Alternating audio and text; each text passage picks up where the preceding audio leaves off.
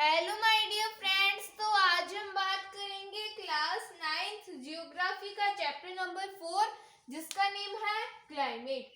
तो इस वीडियो के अंदर आज हम बात करने वाले हैं फैक्टर्स अफेक्टिंग इंडिया क्लाइमेट के अंदर अपर एयर सर्कुलेशन के बारे में। तो इसके पिछले वीडियो के अंदर हमने देखा था कि जो सरफेस विंड्स होती है वो कैसे हमारे इंडिया की क्लाइमेट को इन्फ्लुएंस करती है। तो विंटर्स के अंदर तो क्या होता है, हमारे इंडिया के अंदर नॉर्थ ईस्टर्ली विंड्स चलती है, लेकिन समर्स के अंदर जो कंडीशन है या फिर जो सिचुएशन है वो थोड़ी चेंज हो जाती है। समर्स के अंदर जो भी विंड का डायरेक्शन है वो भी चेंज हो जाता है। तो वो कैसे होता है, वो इंडिया की क्लाइमेट को कैसे इन्फ्लुएंस करता है, उसके बारे में हमने हमारे पिछले वीडियो के अंदर डिस्कस किया था। तो इस वीडियो के अंदर हम बात करने वाले हैं अपर एयर सर्कुलेशन, मतलब ऊपर हवा के अंदर जो भी होता है वो भी हमारे इंडिया के क्लाइमेट को इन्फ्लुएंस करता है। तो जैसे कि क्या है, ये हमारी इंडिया, ये क्या है, हमारी अर्थ है, फिर ये क्या है, सन है। अब सन से क्या होता है, सोलर रेडिएशन आती है। तो जो भी इक्वेटर के ऊपर होता है वहां से जो भी एयर मासेस है वो ऊपर उठती है, फिर क्या होती है, वो डाइवर्ज होती है, फिर क्या होती है, ऑलमोस्ट 30 डिग्री पर वो फिर से सबसीड कर जाती है। तो ये क्या होता है, ये हमने पहले भी देख रखा है कि पहले तो क्या होती है, जो भी एयर मासेस होती है वो ऊपर उठती है, फिर वो डाइवर्ज होती है, फिर वो ऑलमोस्ट 30 डिग्री के ऊपर सबसीड कर जाती है। तो यहाँ पे बन जाता है लो प्रेशर, यहाँ पे बन जाता है हाई प्रेशर। और सरफेस विंड्स किधर से किधर चलती है, सरफेस विंड्स हाई प्रेशर से लो प्रेशर की तरफ चलती है। फिर क्या होता है, जो विंड्स होती है वो अपने साथ में पानी लेकर, ये सारी चीजें होती हैं। लेकिन हमें देखना है अपर एयर सर्कुलेशन, ऊपर हवा के अंदर जो भी होता है। तो ये जो भी ऊपर हवा के अंदर होता है उसी को ही हम बोलते हैं अपर एयर सर्कुलेशन। तो आई होप आपको अपर एयर सर्कुलेशन का मतलब समझ में आ गया होगा कि ऊपर हवा के अंदर जो होता है, पहले तो जो एयर मासेस ऊपर उड़ती है, फिर जो डाइवर्ज होती है। तो जो डाइवर्ज एयर मासेस होती है ना, वही हमारे इंडिया के क्लाइमेट को इन्फ्लुएंस करती है। फिर एक और टर्म आती है यहाँ पे जेट स्ट्रीम। अब ये जेट स्ट्रीम क्या होती है, द अपर ट्रोपोस्फेरिक सर्कुलेशन, मतलब ऊपर ट्रोपोस्फेयर के अंदर अलग अलग स्फेयर होते हैं, ट्रोपोस्फेयर, स्ट्रेटोस्फेयर, मिजोस्फेयर, तो बहुत सारे स्फेयर होते हैं। उन्हीं में से जो सबसे नीचे वाला स्फेयर होता है उसको हम बोलते हैं ट्रोपोस्फेयर। तो ऊपर ट्रोपोस्फेयर के अंदर क्या होता है, जो सर्कुलेटरी विंड्स चलती है, ऊपर जो भी सर्कुलेटरी विंड्स चलती है flowing with very high velocity, और इनकी जो स्पीड होती है वो भी बहुत ही ज़्यादा हाई होती है। कितनी होती है, 110 किलोमीटर होती है समर्स के अंदर, और 184 किलोमीटर होती है विंटर्स के अंदर। तो ये क्या होती है, ये जेट स्ट्रीम बेसिकली होती क्या है, तो हमारे जो भी ट्रोपोस्फेयर होता है उसके अंदर ऊपर एकदम तेज स्पीड के अंदर हवाएं चलती है, तो उन्हीं को ही हम क्या बोलते हैं, जेट स्ट्रीम। और ये जो जेट स्ट्रीम की जो स्पीड है वो भी वेरी करती है। समर्स के अंदर जेट स्ट्रीम की स्पीड होती है 110 किलोमीटर, और विंटर्स के अंदर जेट स्ट्रीम की स्पीड होती है 184 kilometre respectively, and has a drastic meteorological impact over climate zones. और वो हमारे इंडिया के क्लाइमेट के ऊपर बहुत ही एक तरह से हम बोल सकते हैं कि इंडिया के वेदर के अंदर वो चेंज ला देती है। अब एक बार फिर से समझते हैं हम। तो जेट स्ट्रीम क्या होती है, ऊपर जो भी हवाएं चलती है, ऊपर ट्रोपोस्फेयर के अंदर जो भी हवाएं चलती है, और ये जो भी विंड्स होती है इनकी जो स्पीड होती है वो भी बहुत ही ज़्यादा हाई होती है। और ये जो जेट स्ट्रीम्स है ये क्या करती है, हमारे इंडिया के क्लाइमेट को इन्फ्लुएंस करती है। ये हमारे इंडिया के अंदर, इंडिया का जो भी वेदर है उसके अंदर चेंज ला देती है। मीटियोलॉजिकल इम्पैक्ट का यही मतलब होता है कि इंडिया के अंदर जो भी वेदर है उसके अंदर वो चेंज ला देती है।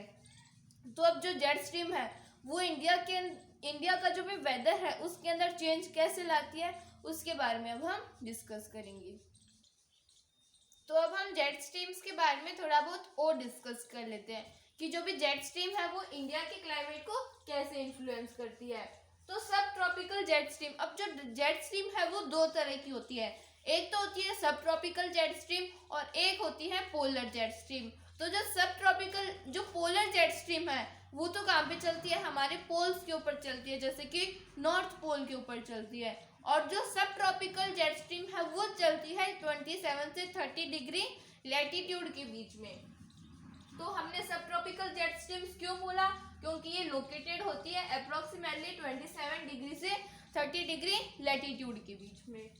अब जो हमारी जेट स्ट्रीम है इसकी जो पोजीशन है वो चेंज होती रहती है। तो पहले तो हमने समझा कि जेट स्ट्रीम होती क्या है। तो हमारे ट्रोपोस्फेयर के अंदर जो भी तेज तेज हवाएं चलती है, जो भी डाइवर्जिंग एयर मासेस होते हैं, वो ही क्या करते हैं, बेसिकली कंबाइन होकर जेट स्ट्रीम को बनाते हैं। क्या बोला मैंने बोला कि जो भी हमारे ट्रोपोस्फेयर के अंदर जो भी डाइवर्जिंग एयर मासेस होते हैं, पहले हमने देखा कि सन की रेडिएशंस के कारण क्या हुआ, एयर मासेस ऊपर उठी, फिर वो डाइवर्ज हुई। तो जो भी डाइवर्जिंग एयर मासेस से वही कंबाइन होके क्या करती है, जेट स्ट्रीम्स बनाती है।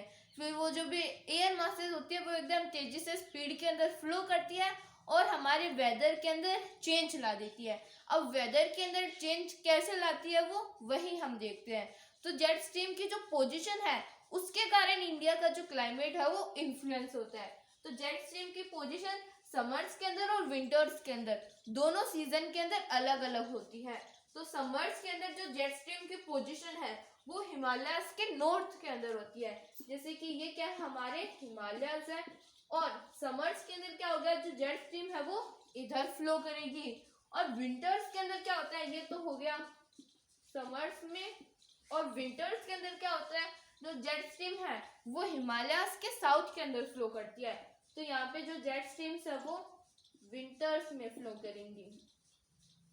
अब क्या होता है, समर्स के अंदर जब जेट स्ट्रीम हिमालयस के नॉर्थ के अंदर चली जाती है तो उसका हमारे इंडिया के क्लाइमेट के अंदर बहुत ही ज्यादा इम्पैक्ट क्रिएट होता है।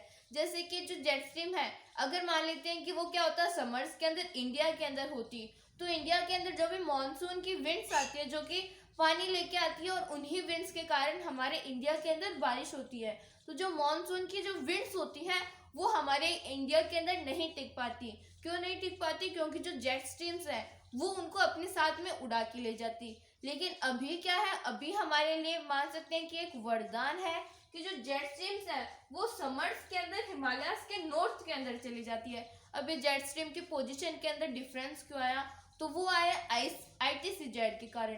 अभी ITCZ क्या होता है उसको हम हमारे आगे आने वाले वीडियोस के अंदर डिस्कस करेंगे। लेकिन अभी हमें ये मानना है कि जो हमारी जेट स्ट्रीम की पोजीशन है वो चेंज होती है ITCZ के कारण। अब पोजीशन चेंज कैसे होती है, समर्स के अंदर वो चली जाती है हिमालयस के नॉर्थ में, और विंटर्स के अंदर जो भी जेट स्ट्रीम है वो आ जाती है हिमालयस के साउथ में। उसका इंडिया के क्लाइमेट के ऊपर कैसे इफेक्ट पड़ता है, तो जब वो समर्स के अंदर जेट स्ट्रीम इंडिया के जो हिमालयस है जब उनके नॉर्थ में चली जाती है तो इंडिया के अंदर जो भी मॉनसूनल विंड्स आती है जो कि अपने लिए बारिश का पानी लेके आती है, तो वो इंडिया के अंदर ही रहती है। अगर जेट स्ट्रीम इंडिया के अंदर चलती तो वो मानसून की जो भी विंड्स होती है उनको अपने साथ में उड़ा के लेके चली जाती।